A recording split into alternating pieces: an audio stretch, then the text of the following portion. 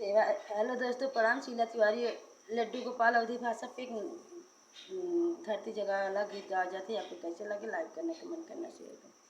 कन्या में पुतवा के पुत भाई कनी दई के नाती भाई हो अब कवने राम के देरी या जुड़ानी तदर अति आनंद भाई अब कवने राम के देरी या जुड़ानी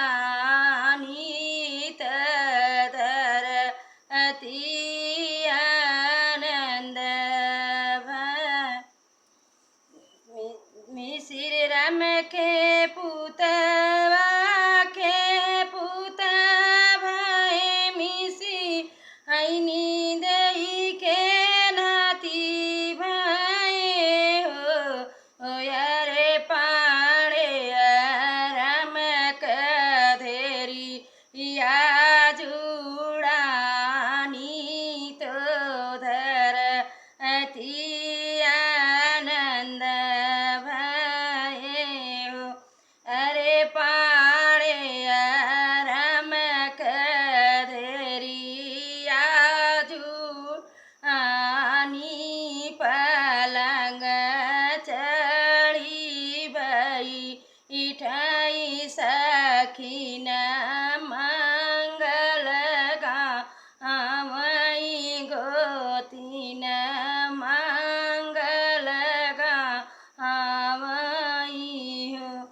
कन्या राम पुतवा के पुत भाई कवनी दई के नाती भाई हो अब कवने राम कधेरी या जुड़ानी पलंग चढ़ी बैठी तो धर अति आनंद भय गोतीन मंगल गावई सखीन सब नाचै। स्वामी श्री राम पुतवा के पुत भाई मिसिराइनी दई के नाती भाई हो यारे पाड़े राम कधेरी या जुड़ानी तो धर अति आनंद भय गोतीन सब गावई त मंगल गावई त सखी सब नाचई। आप सबके कैसा लगे लाइक करना, कमेंट करना, शेयर करना।